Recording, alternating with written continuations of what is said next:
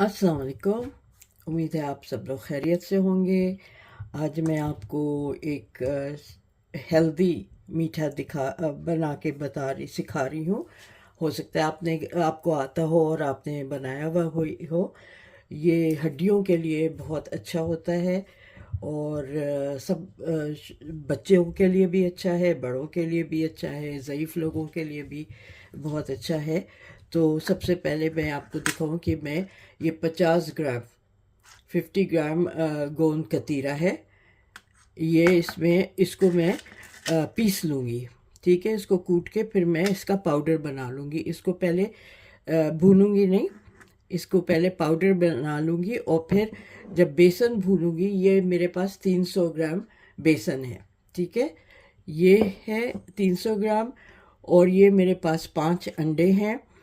ये भी 300 350 ग्राम चीनी है। आपके ऊपर है, आप कम ज़्यादा कर सकते हैं। 200 ग्राम जो है घी है। कुछ बादाम, काजू, अखरोट, आपकी मर्ज़ी है आपको कौन कौन सी नट्स डालने हैं, कौन कौन से आपको ये बादाम पिस्ते वगैरह डालने हैं। आपके पास जो भी हो वो आप डालें। इलायची पाउडर है और थोड़ा सा मैंने ज़ाफ़रान ये पानी में मिला लिया है। तो ये सब चीज़ें करूँगी। सबसे पहले मुझे चीनी और अंडे फेंटने हैं ताकि ये एक जान हो जाए। उसके बाद मैं आपको दिखाती जाऊंगी, लेकिन वो करने से पहले मैं ये गोंद को पाउडर बना लूँगी। ओके ओके जी, अब बिस्मिल्लाह करते हैं। ये मैंने 5 अंडे डाल लिए हैं इस बोल में और अब मैं ये 350 ग्राम चीनी डाल रही हूँ और इनको अच्छी तरह फेंट लूँगी ताकि जो चीनी है वो अच्छी तरह इसमें घुल जाए। आप चाहे तो हाथ से कर लें और या फिर आप ये इलेक्ट्रिक इससे कर लें, विस्क से।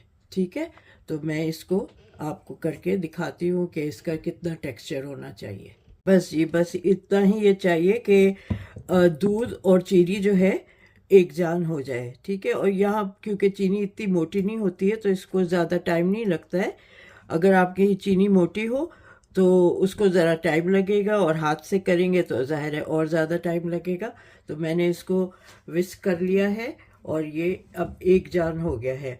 तो अब मैं नेक्स्ट स्टेप आपको दिखाती हूँ ये करने के बाद। देखिए, ये मैंने गोंद को पीस लिया है, पाउडर बना लिया है।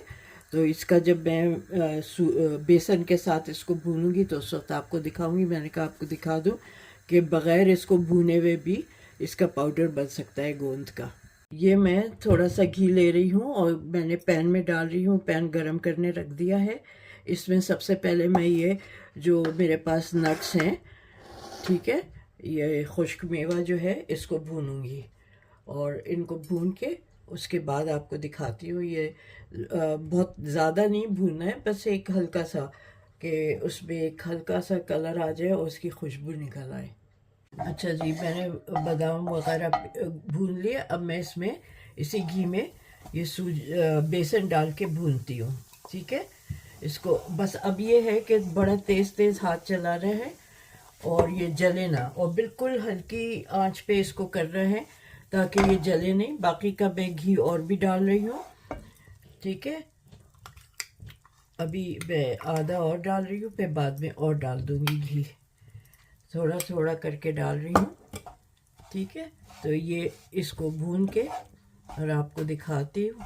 बस इसको कंटिन्यूसली ये मैंने छान के रखा हुआ था बेसन।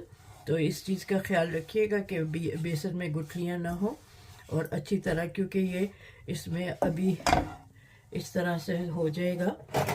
भूनूंगी और उसके बाद आपको दिखाती जाऊंगी कि ये क्या रंग, इसको कितनी देर भूनना है, उसका कलर क्या हो जाएगा। अच्छा, बाकी का घी भी मैं इसमें डाल रही हूँ क्योंकि ये वो जो पहले घी डाला था अच्छी तरह हो गया है और ये देखिए भुरभुरा सा हो गया है। तो अब मैं बाकी का घी भी इसमें डाल देती हूँ ताकि इसको भूनने में आसानी हो।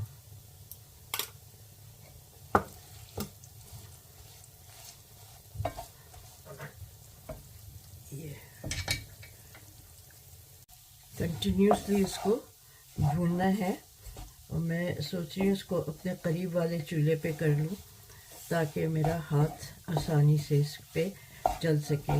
लेकिन मेरे जो पास वाला चूल्हा है वो बड़ा है, देखती हूँ इसी पे अगर हुआ तो इसी पे तलते भूनती रहूँगी, वरना अपने करीब कर लूँगी।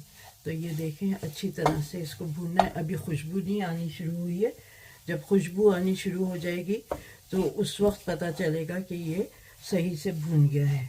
ठीक है, अच्छा जी, ये बेसन भून गया है, इसका हल्का सा गोल्डन कलर हो गया है, लाइट ब्राउन सा कलर हो गया है। तो अब मैं इसमें ये जो मैंने गोंद पीसा था ये इसमें मिला देती हूँ, और इसको भी अब अच्छी तरह से मिक्स करना है ताकि ये अच्छी तरह सब में पूरे में मिक्स हो जाए। बिस्मिल्लाह करके ये ठीक है। जब ये भी अच्छी तरह इसमें मिक्स हो जाएगा तो फिर वो अंडे और चीनी का जो मिक्सचर है वो डलेगा इसमें।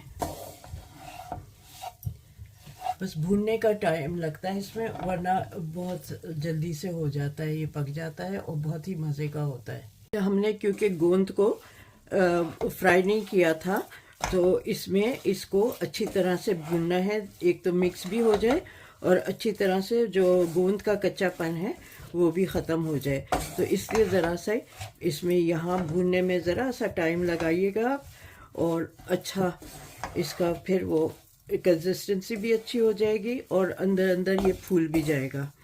गोंद जो है इसमें अच्छी तरह से मिक्स होके फूलेगा। ठीक है, तो इसलिए इसको बस घुमाते जाएं, भूनते जाएं। ये इसका है, एक दफ़ा वो अंडा और चीनी पड़ेगी ना तो बहुत जल्दी हो जाएगा तैयार। फिर आप चाहे तो उसको एज अ हलवा सर्व करें, और या टुकड़ियों में उसको सेट करके टुकड़ियों में मैं उसके टुकड़ियाँ बनाऊंगी। हलवे उस तरह से बोल में नहीं सर्व करूँगी, टुकड़ियाँ बनाऊंगी। उसके लिए मैंने डिश अपना तैयार कर लिया है जिसमें मैं इसको निकालूंगी। ठीक है, तो ये सब चीज़ें पहले से करके रख लीजिएगा। अब मैं इसमें ये इलायची पाउडर भी मिला रही हूँ। ठीक है,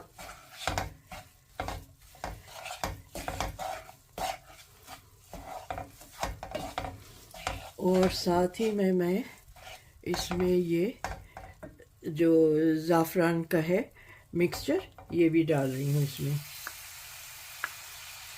तो ये भी अच्छा रहेगा, इससे अच्छी तरह से ये इसमें मिक्स हो जाएगा।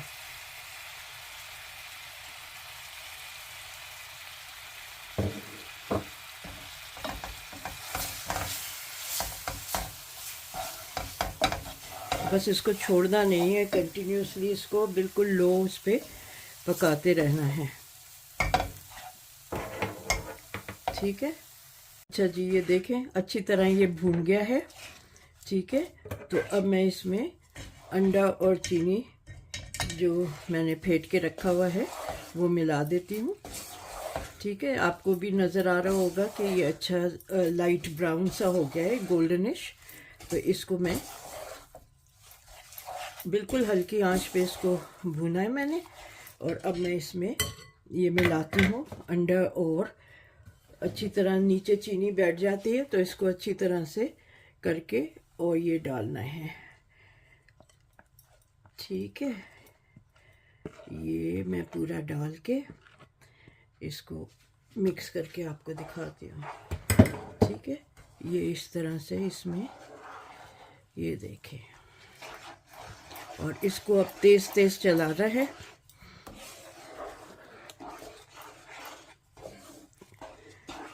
ताकि ये एक हो जाए, तेज़ तेज़ चलाना है अब इसको। हाँ देखें इसका लुक कैसा हो गया है। अब इसको बस चलाते ही रहना है जब तक कि ये घी ना छोड़े और साइड्स पे से ना छोड़ दे। इसको इतनी देर भूनना है। अगर आप हलवे की तरह रखेंगे इसको तो फिर आप इसको जैसे ही घी छोड़े तो आप उसको घी अलग आ जाए तो उसको उतार लीजिएगा। लेकिन क्योंकि मैं टुकड़ी बनाना चाह रही हूँ तो मैं अगर थकी नहीं तो मेरे हाथ में क्योंकि प्रॉब्लम है तो मैं इसको भून दूंगी और टुकड़ियों की तरह कर दूंगी। ठीक है, टुकड़ी अच्छी रहती है कि रोज़ाना आप बच्चे को एक छोटा सा पीस खिला दें, किसी बुज़ुर्ग को एक पीस खिला दें, तो ये 20-25 दिन आराम से आप इसको रख सकते हैं एयर टाइट बॉक्स में, ख़राब नहीं होता है। ये मैं इसको और भून भून के आपको दिखाती जाऊंगी। हाँ देखिए, ये अब इसको पैन को छोड़ रहा है। ठीक है, 1-2 मिनट और इसको मैं भूनती हूँ और फिर मैं निकाल के आपको दिखाऊंगी। इस तरह से ये अब देखें अच्छी तरह से ये पैन को छोड़ने लगा है। ये देखें, इसको ऐसे करें, ये पैन को छोड़ रहा है। तो अब मैं इसको निकाल के और फिर डिश में डाल के इसको आपको दिखाती हूँ। ये मैंने पैन निकाला है, इसमें मैं आपके पास जो सा भी पैन हो आप उसको अगर कर रहे हैं तो आप उसमें निकाल लें, और कितना थिक आप रखना चाह रही हैं एक पीस को, उस हिसाब से आप इसमें करें। मैं देखूंगी कि मैं इसको पूरे में करूँ या 3/4 पे इसको फैलाऊं, तो मैं अभी आपको डाल के सब दिखाती हूँ। ये देखें पूरा इसमें आ गया है, तो मैं इसको इवन आउट कर रही हूँ। आप कोई भी आपके पास इस तरह की फ्लैट चीज़ हो उससे आप इसको इवन आउट कर लें। ठीक है,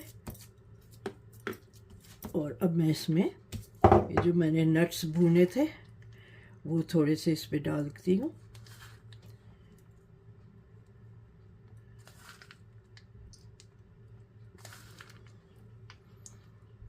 दरदरे मैंने पीस लिए हैं, थोड़े से साबुत हैं, तो इनको भी मैं इससे दबा देती हूँ।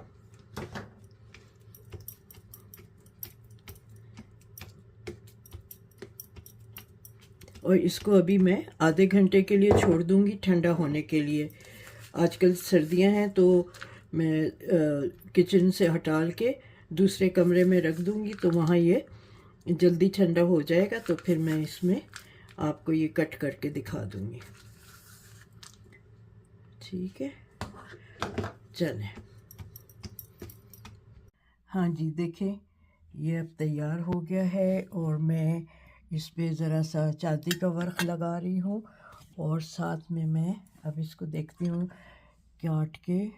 मैंने कहा आपको भी दिखाती जाऊँ कि ये किनारों से इसको ज़रा सा करके, और फिर बहुत बड़े बड़े मैंने पीसेस नहीं बनाए हैं। ठीक है, पहला वाला पीस हमेशा वो टूटता है। खैर इसको मैं उठा के देखती हूँ, अगर हाथ से नहीं उठेगा। चलिए, शुक्र, ये मैं यहाँ रखती जाती हूँ। ठीक है, और अब बाकी के पीसेस अब आसानी से निकल आएंगे। पहले वाले पीस में हमेशा प्रॉब्लम होती है।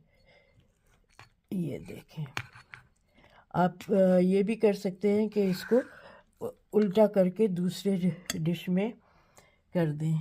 ठीक है, तो ये मैंने पीसेस काट लिए हैं, और ये इस तरह से अभी हल्का सा नीम गरम है ये, और बिल्कुल ठंडा हो जाएगा तो ये बहुत आराम से कटेगा।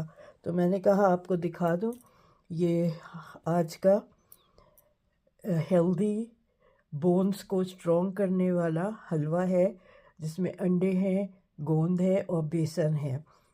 घी में इसको बनाया है, तो इसलिए अच्छी तरह से ये भुना है, और ये आपके जिस्म को, आपकी हड्डियों को फ़ायदा पहुंचाएगा। तो आप लोग ज़रूर मुझे फ़ीडबैक दीजिएगा आपको कैसा लगा।